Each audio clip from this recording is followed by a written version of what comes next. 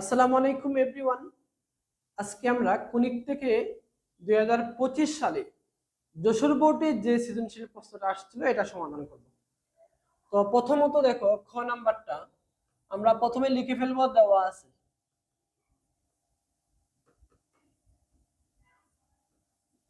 দেখেন তো কি দেওয়া আছে, x square is equal two 1 - 2y দেওয়া আছে। তো বলছে পরাবৃত্তের উপকেন্দ্রের স্থানাঙ্ক নির্ণয় করো। তাহলে পরাবৃত্তের উপকেন্দ্রের স্থানাঙ্ক যদি বের করতে চাই তাহলে প্রথম কথাই হলো এটাকে আমরা আদর্শ আকারে নিয়ে যেতে হবে। তো দেখো আদর্শ আকারটা কি ছিল, x square is equal two 4ay, এটাই ছিল আদর্শ আকার। কাজটা করতে পারি, দেখো x square is equal two আমাদের আদর্শ যে আকারটা ছিল x square is equal two 4ay, এটা ছিল আদর্শ আকার। তো আমরা কি করব, এখানে 4y কে আগে নিয়ে 2y কে আগে নিয়ে আসবো, 2y কে আগে নিয়ে আসবো আর 1 কে পরে লিখবো। দেখো এই যেভাবে লিখতে পারি এটাকে।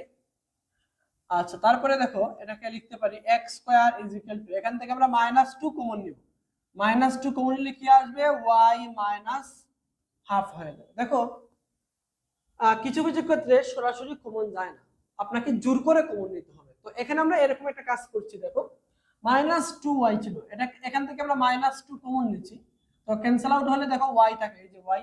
আবার 1 ছিল, 1 কে আমরা কি করছি, -2 কমন নিছি, মানে -2 দিয়ে কি করছি, ভাগ করছি আমরা। এখন দেখো এখানে কি লাগবে, আমার x square is equal two, এখানে 4 লাগবেই, আমার 4 লাগবেই। এই জন্য আমি কি করব, এখানে যেহেতু -2 আছে এটা পাইতে হলে আমাকে -হাফ দিতে হবে এখানে। তাহলে তাকে হলো y মাইনাস 1/2 থাকে। এটা যারা বুঝতে পারো নাই, দেখো তুমি এর মান কিভাবে বের করবা। এখানে দেখো y এর সহগ যেটা আছে, কত আছে, 4a আছে y এর সহগ। এখানে y এর সাথে কি আছে, দেখো তো -2 আছে, তাহলে তুমি এটা ইকুয়াল টু লিখবা। এরপরে এখান থেকে তুমি এর মানটা বের করে নিয়ে আসবা। এর মান কি চলে আসে, দেখো তো এর মান চলে আসে -হাফ চলে আসে, এই যে -হাফ। তো আমরা এখানে মূলত দেখো 4 এর পরে কে থাকে, এ থাকে, তো 4 লিখলাম, এর মান কত পাইছি আমরা, -হাফ বসাইলাম, এখানে যা আছে তা লিখলাম। তো এটাকে আমরা 1 নং লিখবো, এটাকে লিখলাম আমরা 1 নং। এখন লিখবো আমরা 1 নং কে, দেখো 1 নং কে x square is equal two 4ay এর সাথে তুলনা করে পাই, এর সাথে তুলনা করে পাই। তো দেখো এর সাথে যদি তুলনা করি, x এর জায়গায় x ই আছে, কোনো টেনশন নাই, y এর জায়গায় আছে y মাইনাস 1/2। তো দেখো আমরা এখানে প্রথমে লিখবো এর জায়গায় কি আছে, দেখো এর জায়গায় আছে -হাফ, আর y এর জায়গায় বড় হাতের y, এটার জায়গায় কি আছে, দেখো y মাইনাস 1/2 আছে, এই যে এটা আমাকে লিখে ফেলতে হবে। এখন আমাদেরকে কি বের করতে বলছে, দেখো পরাবৃত্তের উপকেন্দ্রের স্থানাঙ্ক বের করতে বলছে।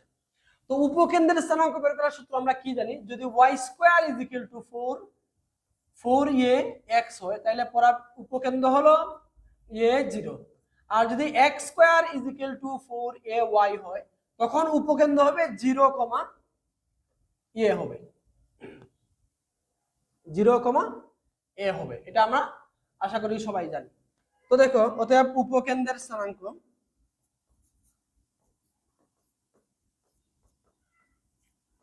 উপকেন্দ্রের স্থানাঙ্ক কি হবে, 0, আচ্ছা আমরা লিখি উপকেন্দ্রের স্থানাঙ্ক x, y is equal two 0, এই যে এটা হলো উপকেন্দ্রের স্থানাঙ্ক। আবার বলি, যদি x এর উপরে স্কয়ার থাকে তাহলে উপকেন্দ্র হলো 0, a, আর যদি y চলকের উপরে স্কয়ার থাকে তাহলে উপকেন্দ্র হবে a, 0। তাহলে এখান থেকে আমরা বলতে পারি, দেখো x ইজ ইকুয়াল টু 0 বলতে পারি।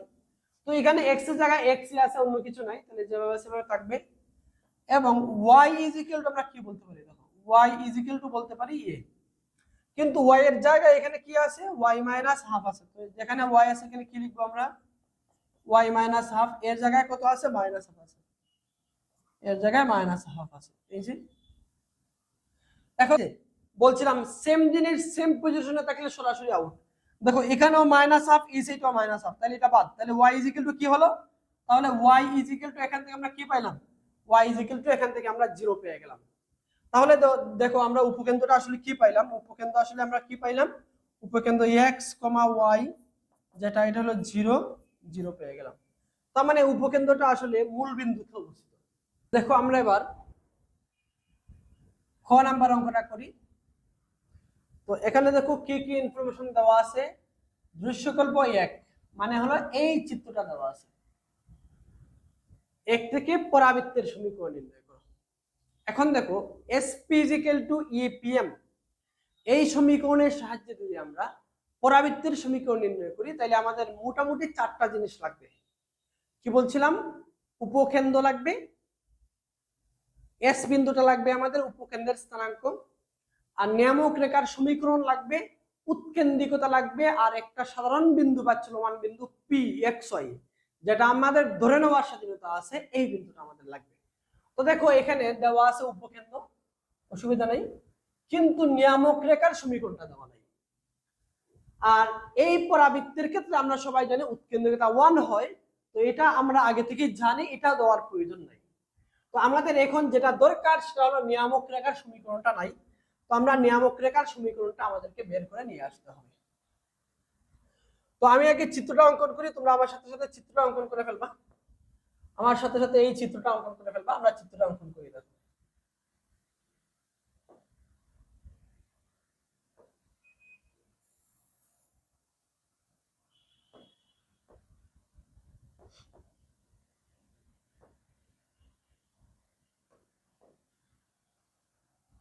এটা হলো জেড বিন্দু,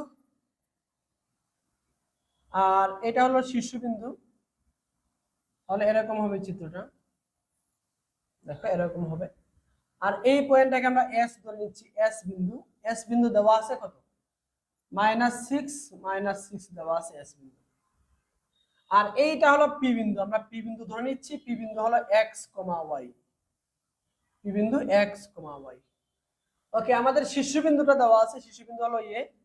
শীর্ষবিন্দু এ দেওয়া আছে, দেখো এ দেওয়া আছে হলো -2 আর 2 দেওয়া আছে। শীর্ষবিন্দু এ দেওয়া আছে -2 আর 2 দেওয়া আছে। তো আমাদের জেড বিন্দুটা নাই আর নিয়ামক রেখার সমীকরণটা নাই। ওকে, তো আমাদের নিয়ামক রেখার সমীকরণ আগে বের করতে হবে। আর নিয়ামক রেখার সমীকরণ বের করতে হলে অবশ্যই আপনাকে জেড বিন্দুটা বের করতে হবে। তো এই অঙ্কটা, সম্পূর্ণ অঙ্কটা আমি কিভাবে করবো একটু বলছি। দেখো আমি প্রথমেই যে কাজটা করব, যে আমরা সবাই জানি এস এবং জেড এর মধ্যবিন্দু হলো এ বিন্দু মানে শীর্ষবিন্দু। এখন মধ্যবিন্দুর সূত্র ব্যবহার করে আমি জেড বিন্দুটা বের করে নিয়ে আসবো। এরপরে আমি এস জেড রেখার সমীকরণ বের করব। আর এস জেড রেখার সাথে এই নিয়ামক রেখার সম্পর্ক হলো, এটা অক্ষরেখা বা এস জেড রেখার উপর নিয়ামক রেখাটা সবসময় কি হয়? লম্ব হয়। তো আমরা লম্ব রেখার সমীকরণটা বের করে ফেলবো। লম্ব রেখার সমীকরণের মধ্যে কে এর মানটা অজানা থাকবে, জেড বিন্দু দ্বারা সিদ্ধ করলে আমরা কে এর মানটা পেয়ে যাব। তার মানে আমরা দেখো নিয়ামকের যখন সম্পূর্ণ সমীকরণটা পেয়ে যাব, SP = EPM এই সমীকরণটা দিয়ে আমরা তার সমীকরণটা নির্ণয় করতে পারবো, পরাবৃত্তের সমীকরণটা নির্ণয় করতে পারবো। তাহলে দেখো প্রথমে আমরা লিখবো, দেওয়া আছে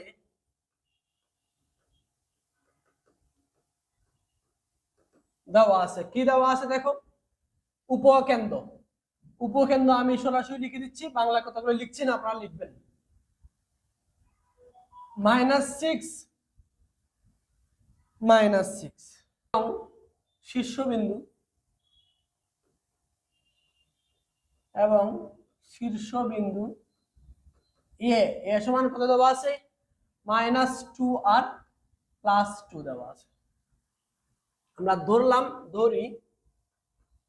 ধরি জেড বিন্দু ধরে নিলাম আমরা x1 y1, এটা জেড বিন্দু আমরা ধরে নিয়েছি x1 y1। এখন কথা হলো দেখো এই যে জেড বিন্দু আর এস বিন্দুর মধ্যবিন্দু হলো এ বিন্দু। তো আমি যেহেতু এখন জেড বিন্দু ধরে নিয়েছি x1 y1, তাহলে মধ্যবিন্দুর সূত্রটা কি ছিল? ভুজ দ্বয়ের যোগফল বাই 2, কুটি ভুজ দ্বয়ের যোগফল বাই 2 আর কুটি দ্বয়ের যোগফল বাই 2, y1 + y2/2, এটাই ছিল মধ্যবিন্দু বের করার সূত্র। তুমি যদি দুইটা বিন্দু জানো, ওই দুইটা বিন্দুর মধ্যবিন্দুটা বের করতে চাও, তাহলে ওই দুইটা বিন্দুর ভুজ দ্বয়ের যোগফল বাই 2, মানে ভুজগুলো যোগ করে 2 দিয়ে ভাগ করতে হবে, খুঁটিগুলো যোগ করে 2 দিয়ে ভাগ করতে হবে, তাহলে তুমি মধ্যবিন্দুটা পেয়ে যাবা। তো দেখো এখানে আমি করে ফেলি, যেহেতু আমি জেড বিন্দুর ভুজ ধরে নিয়েছি x1, দেখো এখন আমরা লিখতে পারি এস জেড রেখার মধ্যবিন্দু। দেখো এস জেড রেখার রেখার মধ্যবিন্দু, এস জেড রেখার মধ্যবিন্দু হলো এ বিন্দু, এ বিন্দু এটা আমরা লিখে দিলাম। তারপরে দেখো আমরা সরাসরি সূত্র অ্যাপ্লাই করতে পারি। জেড বিন্দুর বুজ কত ধরছি আমরা, দেখো জেড বিন্দুর বুজ হলো x1, x1 প্লাস, দেখো এস বিন্দুর বুজ কত আছে -6 আছে, তো তুমি চাইলে একবারে -6 দেবো, এখানে এখানে একবারে -6 দেবো, প্লাস হবে ঠিক আছে, কিন্তু একবারে -6 দেবো, এখানে একবারে -6 আমি বসাই দিলাম বাই 2। এরপরে কুটি দ্বয়ের যোগফল বাই 2, কুটি কত আছে এখানে দেখো, জেড বিন্দুর কুটি আছে y1, এখানে জেড বিন্দুর কুটি আছে -6, তো +6 না দিয়ে একবারে তুমি -6 দিয়ে দাও বাই 2।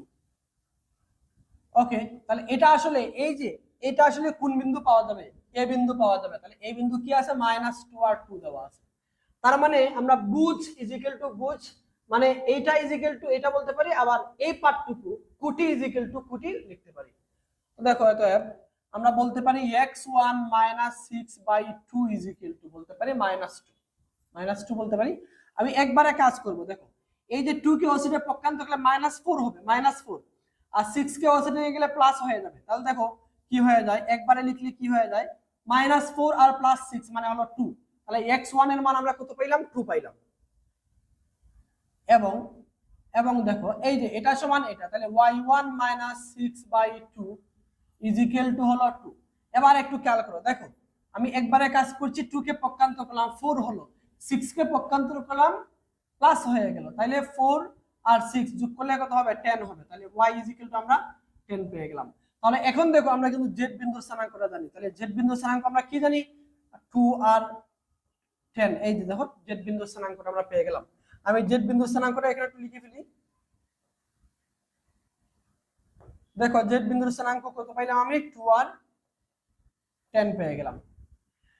এখন একটু খেয়াল করে দেখো, জেড বিন্দুর স্থানাঙ্ক কিন্তু আমরা মুখে মুখে বলতে পারতাম, মুখে মুখে আমরা বলতে পারতাম। দেখো বুঝ এখানে কত ছিল -6, এখানে কত হয়ে গেছে -2, কতটুকু বৃদ্ধি পাইছে বলো তো দেখি, 4 একক বৃদ্ধি পাইছে। কত একক বৃদ্ধি পাইছে 4 একক বৃদ্ধি পাইছে।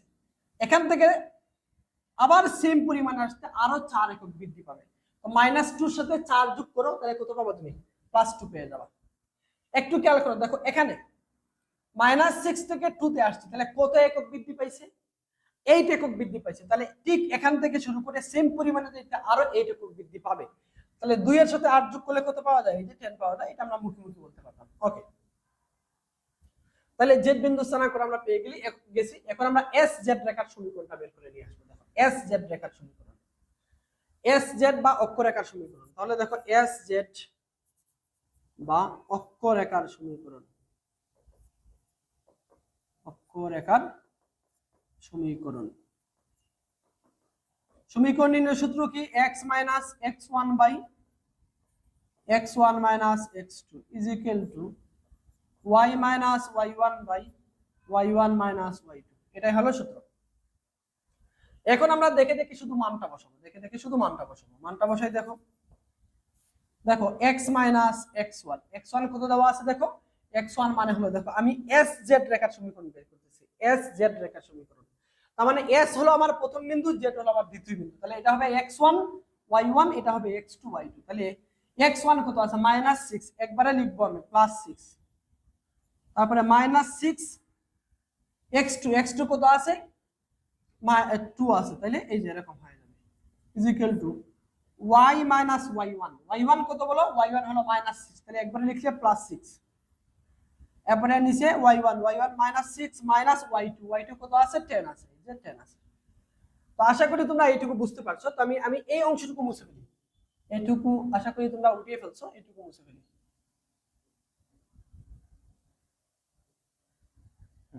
ওকে, এখন দেখো এখানে কি লেখা যায়, দেখো এখানে উপরে x +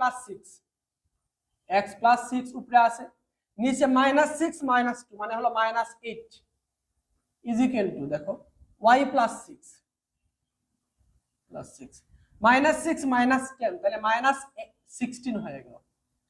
তো দেখো উভয় পক্ষে -8 দিয়ে আমরা গুণ করে ফেলবো, উভয় পক্ষে -8 বাদ দিয়ে দাও তুমি, তাহলে উভয় পক্ষে -8 দিয়ে বাদ দাও তুমি, সেম পজিশনে সেম জিনিস থাকলে একবারে বাদ দেওয়া যায়। তো তুমি কি করতে পারো, এখানে 1 লিখতে পারো, আর এখানে দেখো y+6, এখানে তুমি 2 লিখতে পারো। কি করছি আমরা, -8 দিয়ে উপপক্ষকে গুণ দিছি। এখানে তুমি -8 দিয়ে গুণ দিলে ক্যান্সেল আউট হবে, এখানে -8 দিয়ে গুণ দিলে মাইনাসে ক্যান্সেল আউট, আর 8 দিয়ে 16 কে ভাগ করলে 2 হয়ে যাবে।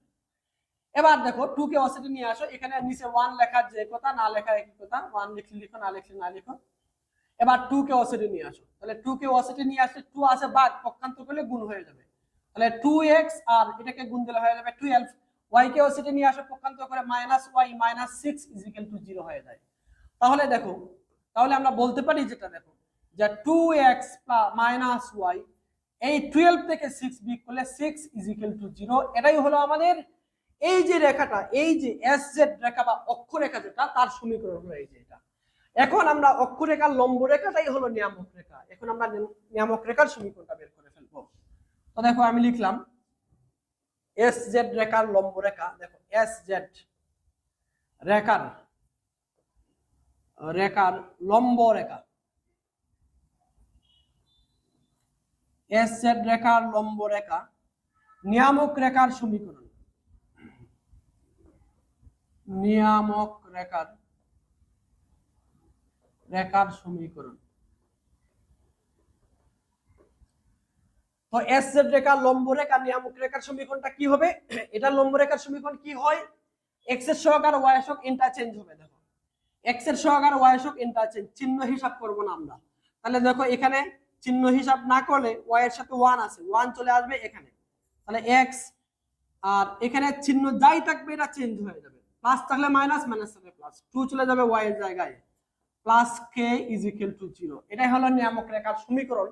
তবে আমরা কার মান জানি না, কে এর মানটা জানি না। কে এর মান বের করার জন্যই মূলত দেখো আমরা এই জেড বিন্দুটা বের করছি। আমাদের কিন্তু অক্ষরেখা বের করার জন্য জেড বিন্দু প্রয়োজন ছিল না, কারণ অক্ষরেখার উপর দুইটা বিন্দু কিন্তু আমাদের আগে থেকে জানা আছে। তো আমরা কি করছি, জেড বিন্দুটা বের করছি। কেন জেড বিন্দু বের করছি, মূলত আমরা নিয়ামক রেখার সমীকরণ যখন বের করব তখন কে এর মানটা বের করার জন্যই মূলত আমরা জেড বিন্দুটা বের করছি। তো দেখো আমরা লিখবো যা, মানে এই সমীকরণটা জেড বিন্দুগামী, যা জেড বিন্দু বলতে 2 আর 10, এই বিন্দুগামী। তো এই সমীকরণটা এই বিন্দুগামী হলে অবশ্যই এটা দ্বারা সিদ্ধ হবে। তাহলে আমরা লিখতেই পারি সুতরাং x এর জায়গায় হয়ে যাবে 2 প্লাস y এর জায়গায় হয়ে যাবে 10 প্লাস k = 0। একবারে করবো, দেখো 2 × 10 গুণ দিলে 20, সাথে 2 যোগ, তার মানে k এর মান হয়ে যাবে -22। একবারে পক্ষান্তর করে দিলাম, তাহলে k এর মানটা আমরা এখানে বসিয়ে দিব। তাহলে আমরা লিখতে পারি অতএব নির্ণেয় নিয়ামক রেখার সমীকরণ,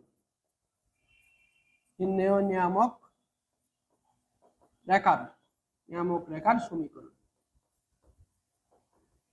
তাহলে নিয়ামক রেখার সমীকরণ কে এর মান জাস্ট এইখানে বসাই দাও। তাহলে দেখো x + 2y, কে এর মান কত, -22 = 0। এই যে এটা হলো আমাদের নিয়ামক রেখার সমীকরণ। তো আমি যেহেতু নিয়ামক রেখার সমীকরণ পেয়ে গেছি, এখন আমরা SP = EPM এই সূত্রটা অ্যাপ্লাই করে কিন্তু তার সমীকরণটা বের করতে পারবো। তো নিয়ামক রেখার সমীকরণটা একটু লিখে ফেলি। দেখো এখানে আমি x - 2y, x + 2y নাকি, x + 2y -22 = 0। এটাই হলো আমাদের সেই নিয়ামক রেখার সমীকরণ। ওকে, এইটুকু পার্ট আমি মুছে ফেলি। আমরা এখন নিয়ামক রেখার সমীকরণ পেয়ে গেছি, তার মানে এখন আমরা পরাবৃত্তের সমীকরণ বের করতে আর কোনো বাধা রইল না, কারণ যা যা প্রয়োজন আমরা সবকিছু পেয়ে গেছি, যা যা প্রয়োজন সবকিছু পেয়ে গেছি। এখন আমরা এই যে পি বিন্দু এখানে ধরে নিয়েছিলাম আগেই, তো আমরা লিখতে পারি যে ধরি পরাবৃত্তের উপরস্থ একটি বিন্দু পি বিন্দু। এটা তোমরা লিখে দিবা, আমি সরাসরি লিখে দিচ্ছি, আমি সরাসরি করছি, তোমরা লিখে দিবা পরাবৃত্তের সংজ্ঞা অনুসারে। দেখো পরাবৃত্তের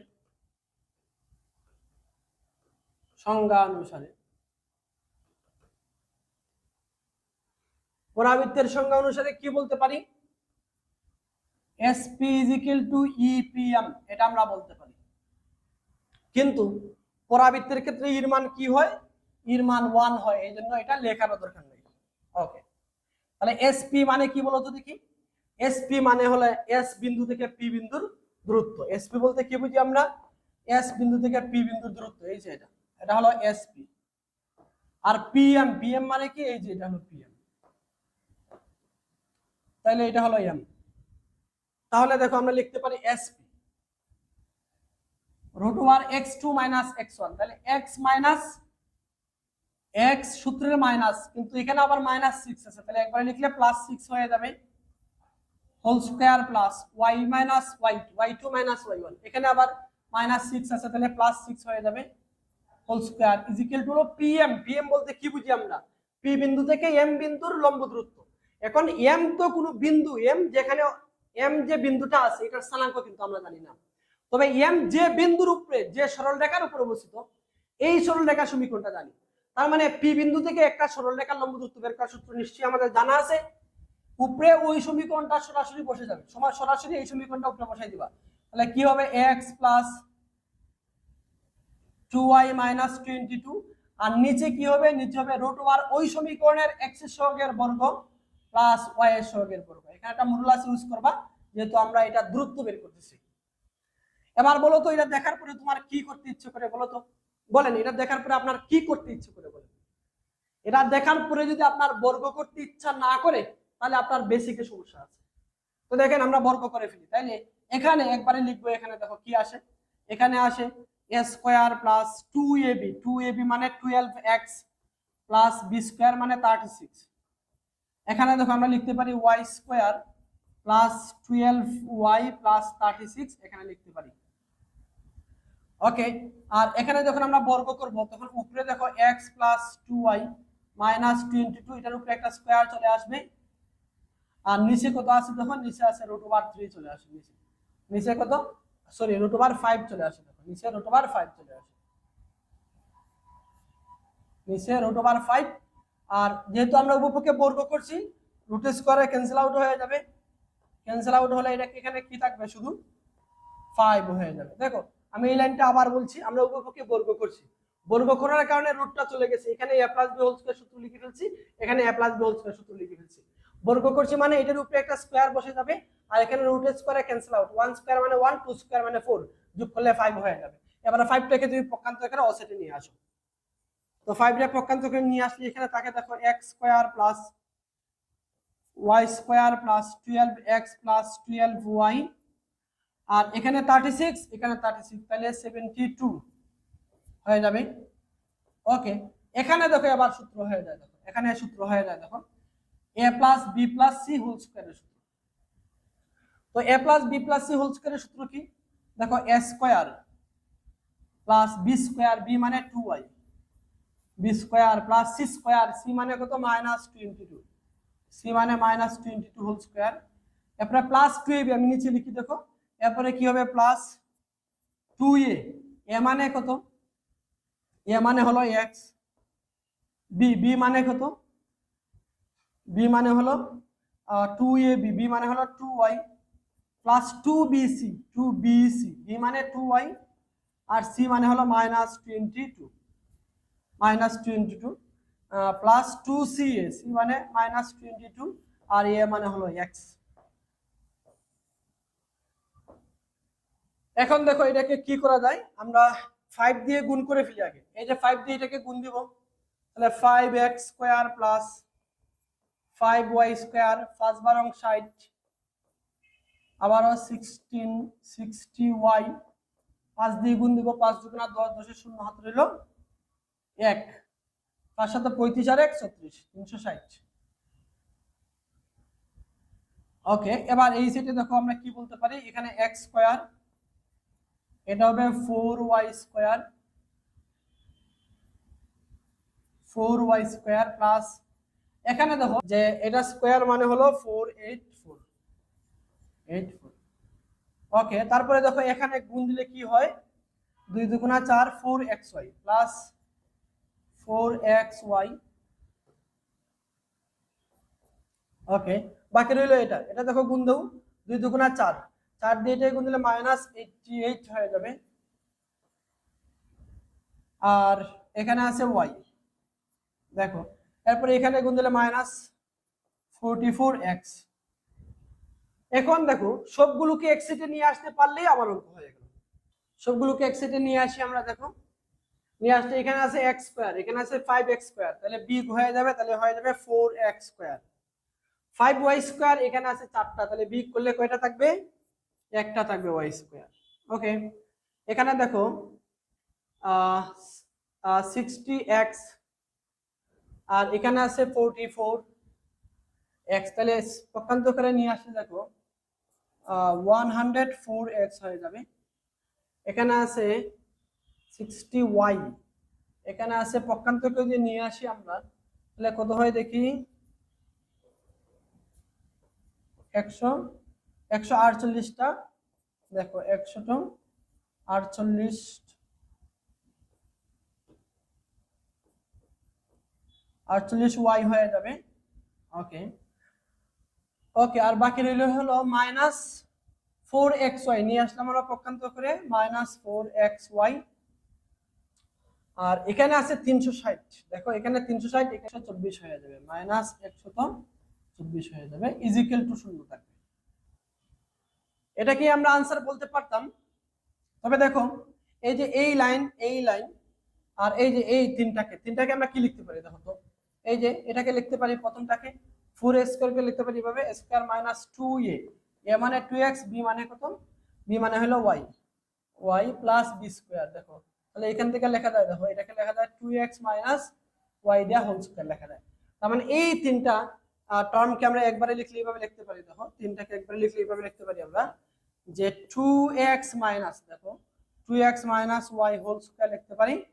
আর বাকি থাকবে এখানে 104x plus 148y minus 124 is equal two 0 হয়ে যায়। ঘ নাম্বার কি বলছে, দৃশ্যকল্প 2, মানে এই যে সমীকরণটা দেওয়া আছে, দেখো বলছে এই সমীকরণের মানে এখানে যে উদ্দীপকটা দেওয়া আছে এটা একটা পরাবৃত্ত, তারা বলে দিয়েছে যে পরাবৃত্তটির শীর্ষবিন্দু, উপকেন্দ্র, দ্বিকাক্ষ, উপকেন্দ্রিক লম্বের সমীকরণ নির্ণয় করো। তাহলে শীর্ষবিন্দু, উপকেন্দ্র, দ্বিকাক্ষ, উপকেন্দ্রিক লম্বের সমীকরণ, এই সব কিছু বের করতে হলে প্রথমে এই সমীকরণটাকে তার আদর্শ আকারে নিয়ে যেতে হবে। তাহলে প্রথমে আমরা লিখে ফেলি, দেওয়া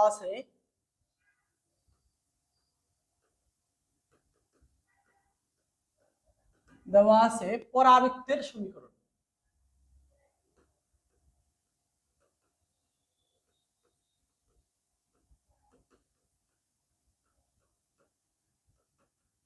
দেখো পরাবৃত্তের সমীকরণ কি দেওয়া আছে, 5x স্কয়ার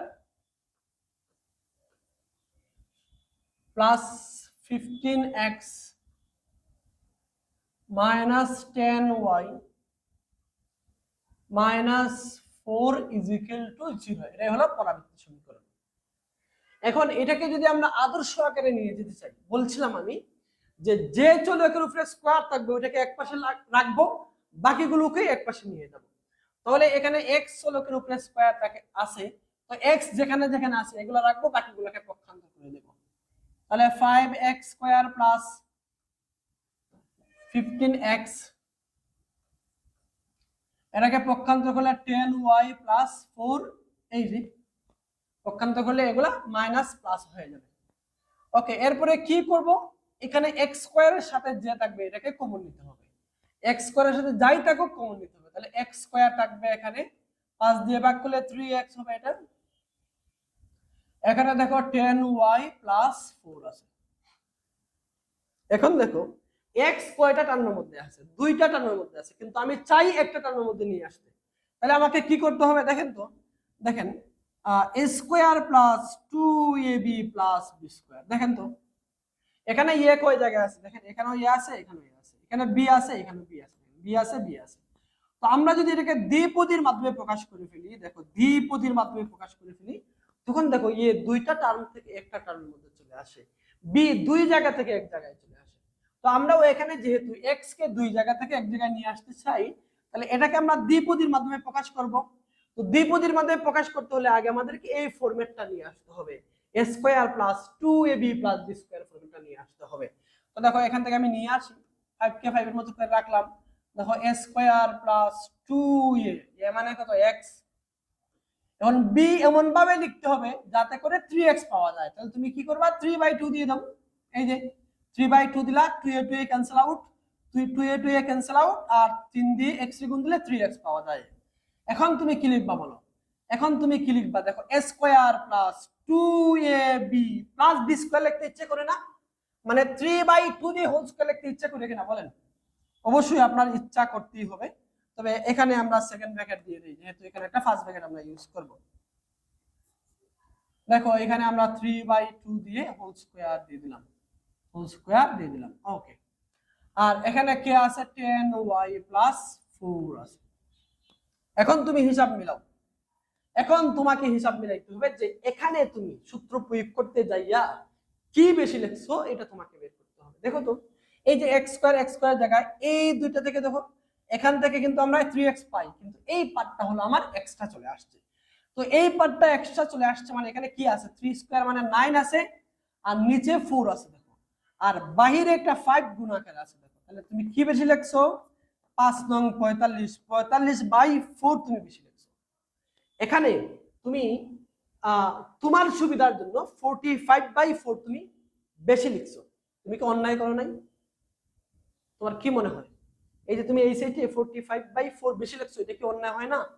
নিশ্চয়ই এটা অন্যায় হয়। তো এখান থেকে মুক্তি পাইতে হলে কি করতে হবে? এখানেও 45/4 তোমাকে যোগ করে দিতে হবে। তাহলে উভয় দিকে সমান সমান কাজ করলাম আমরা, এখানে কোনো অন্যায় করা হলো না। তাহলে এই যে 5 দেখো, এটাকে লিখতে পারি x প্লাস 3/2 দিয়ে হোল স্কয়ার লিখতে পারি। আর এখানে 10y কে রাখলাম তার মতন করে, আর এই দুটার মধ্যে লসাগু নিলাম। তাহলে লসাগু কত হবে? 4। এখানে কত হবে? 16 প্লাস 45 হয়ে যায়। দেখো আমরা এই দুটার মধ্যে লসাগু নিলাম লাস্টের দুই পার্টের মধ্যে। তাহলে এখানে 5 into x plus 3/2 whole square is equal to, দেখো 10y রাখলাম তার মতন করে। আর এখানে দেখো, এখানে আমরা কি করলাম? এখানে এই দুটা যদি যোগ করি আমরা, তাহলে কত হয় দেখো তো? 61 হয়ে যায়, 61/4 হয়ে গেল। এখন 5টাকে আমরা পক্ষান্তর করে দিব। তো 5টাকে যদি আমরা পক্ষান্তর করে দিই, দেখো 5টাকে পক্ষান্তর করে দিব। তো 5টাকে পক্ষান্তর করার আগে আমি একটা কাজ করি, দেখো কাজ করি। x প্লাস 3/2 হোল স্কয়ার, এখান থেকে আমি কি করব? আমি y কে, y এর সাথে যে থাকবে তাকে কমন নিতে হবে। তাহলে y এর সাথে কে আছে? 10 আছে, 10 কমন নিলাম। তো 10 যদি কমন নেই, তাহলে এখানে কে থাকবে? এখানে থাকবে y। আর এখান থেকে 10 কমন নিলে কি হয় দেখো? 61/4। তুমি 10 কমন নিছো মানে কি?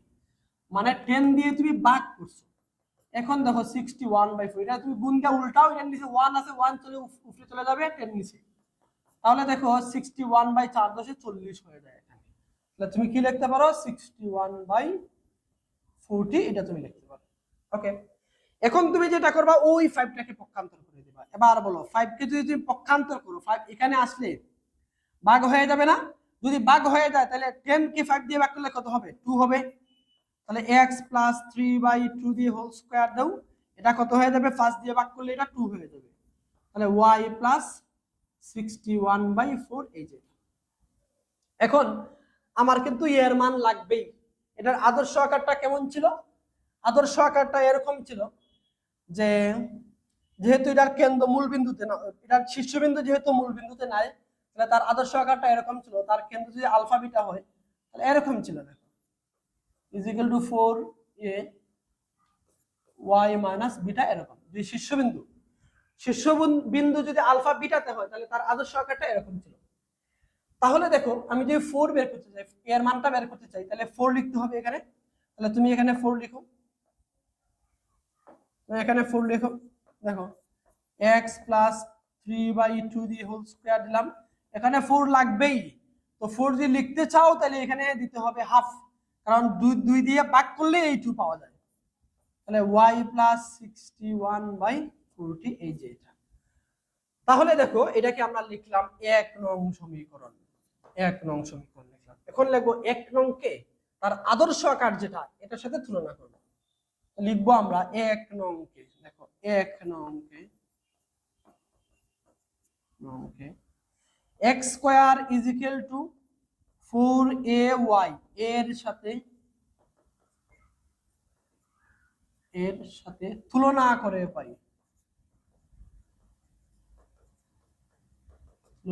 পাই, কি পাই তুলনা করলে? দেখো এক্স এর জায়গায় কি আছে, এক্স এর জায়গায় আছে এক্স প্লাস 3/2।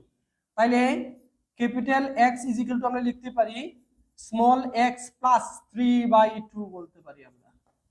এবার দেখো ওয়াই এর জায়গায় কি আছে বলো, ওয়াই ক্যাপিটাল ওয়াই এর জায়গায় আছে দেখো ওয়াই প্লাস 61/40। এর জায়গায় কত আছে দেখো তো, এর জায়গায় কত আছে দেখেন তো, হাফ আছে, এর জায়গায় আছে হাফ। এখন দেখেন আপনি যা যা তারা বের করতে বলছে সব বের করতে পারবেন। দেখেন কি কি বের করতে বলছে। প্রথম কথাই হলো তারা বের করতে বলছে যে শীর্ষবিন্দু বের করতে বলছে। তাহলে অতএব শীর্ষবিন্দু, দেখো শীর্ষবিন্দু, শীর্ষবিন্দু আমরা কি জানি এক্স কমা ওয়াই সমান আমরা জানি হলো 0 0। তার মানে কি এক্স ইজ ইকুয়াল টু কি বলতে পারি, এক্স ইজ ইকুয়াল টু 0 বলতে পারি। তাহলে এক্স এর জায়গায় এখানে কি আছে দেখেন, এক্স এর জায়গায় কি আছে এক্স প্লাস 3/2 আছে। আমরা লিখতে পারি x plus 3/2 is equal two 0। অতএব x is equal two minus 3/2 বলতে পারি। এবং এবং y ইজ ইকুয়াল টু কি দেওয়া আছে দেখো y ইজ ইকুয়াল টু 0, কিন্তু এখানে y এর জায়গায় কি আছে দেখেন তো y প্লাস 61/40 আছে। তাহলে y plus 61/40 is equal two 0। তাহলে অতএব এখান থেকে আমরা y ইজ ইকুয়াল টু লিখতে পারি মাইনাস 61/40, এই যেটা লিখতে পারি। তাহলে আমরা শীর্ষবিন্দু কোথায় পাইলাম দেখো, শীর্ষবিন্দু কি পাইলাম দেখো। অতএব শীর্ষবিন্দু হবে, শীর্ষবিন্দু x, y হবে, দেখো x, y হবে মাইনাস 3/2 আর মাইনাস 61/40, এটা হবে শীর্ষবিন্দু। তো আশা করি তোমরা শীর্ষবিন্দু উঠিয়ে ফেলছো এবং বুঝতে পারছো। আমি এটা মুছে ফেলি। এবার আর কি বের করতে বলছে দেখেন, আর কি বের করতে বলছে দেখেন, উপকেন্দ্র বের করতে বলছে, উপকেন্দ্র। আচ্ছা দেখো উপকেন্দ্র বের করে ফেলি, উপকেন্দ্র। তাহলে দেখো উপকেন্দ্র, উপকেন্দ্র বের করার সূত্র আমরা কি জানি, যেহেতু এক্স এর উপরে স্কয়ার আছে তাহলে হবে 0, a হবে। তাহলে আমরা লিখতে পারি x, y is equal two 0, a। তাহলে এখান থেকে আমরা কি বলতে পারি, x ইজ ইকুয়াল টু 0 বলতে পারি, x ইকুয়াল টু 0। এবার x এর জায়গায় x এর মান কি আছে দেখো x plus 3/2 is equal two 0। অতএব x ইজ ইকুয়াল টু আমরা কি বলতে পারি মাইনাস 3/2 বলতে পারি। এবং দেখো y ইজ ইকুয়াল টু কি দেওয়া আছে, a দেওয়া আছে। y এর মানটা কি বলো, y এর মানটা কি y প্লাস 61/40। আর এর জায়গায় কি আছে, এর জায়গায় দেখেন তো এর মান কত লিখছিলাম আমরা, এর মান হাফ লিখছিলাম, এই যে হাফ লিখে ফেলো, হাফ। এবার এটাকে পক্ষান্তর করো, তাহলে y is equal to half minus 61/40। তাহলে এখান থেকে আমরা যেটা লিখতে পারি লসাগু নিলে 40, 20 বার দেব 20 মাইনাস উপরে হবে 61। তাহলে দেখো তো এখানে দেখো এখানে কত থাকে মাইনাস 41/40 থাকে। তাহলে উপকেন্দ্র কি পাইলাম আমরা মাইনাস 3/2 মাইনাস 41/40, এটা হলো আমাদের উপকেন্দ্র। ওকে, তুমি একটু লিখে দিও উপকেন্দ্র মাইনাস 3/2 আর মাইনাস 41/4। এরপরে কি বের করতে বলছে দেখেন তো, এরপরে কি বের করতে বলছে বলেন তো। আমরা দ্বিঘাতের সমীকরণটা বের করি, দেখো দ্বিঘাতের সমীকরণ, দ্বিঘাতের সমীকরণ কি y is equal two minus a। এখন তুমি y এর জায়গায় y এর মানটা বসাও, y এর মান কি আছে দেখো y plus 61/40 is equal to হলো মাইনাস হাফ। এখন এই সবাইকে তুমি 40 দিয়ে গুণ করে ফেলো, তাহলে এখানে 40y হয়ে যাবে, এটাকে গুণ দিলে 61 হবে, এটাকে গুণ দিলে মাইনাস 20 হয়ে যাবে। তো পক্ষান্তর করে নিয়ে আসো, পক্ষান্তর করে নিয়ে আসো, 40y প্লাস এটা প্লাস হয়ে যাবে মানে 81 হয়ে যাবে ইজ ইকুয়াল টু 0। এটাই হলো দ্বিঘাতের সমীকরণ। এখন আমাদেরকে বের করতে হবে, এখন আমাদেরকে বের করতে হবে আর কি উপকেন্দ্রিক লম্বের সমীকরণ বের করতে হবে। তাহলে উপকেন্দ্রিক লম্বের সমীকরণটা বের করে ফেলি। তাহলে দেখেন উপকেন্দ্রিক কেন্দ্রিক লম্বের সমীকরণ। তাহলে উপকেন্দ্রিক লম্বের সমীকরণ কি ছিল? y is equal two a ছিল, a। তাহলে y এর জায়গায় y এর মান বসানো, কত আছে y এর মান? y plus 61/40 is equal two a মানে হলো হাফ। আবার 40 দিয়ে গুণ দেন সবাইকে, তাহলে 40y, এটা 61 আর এটা হয়ে যাবে 20।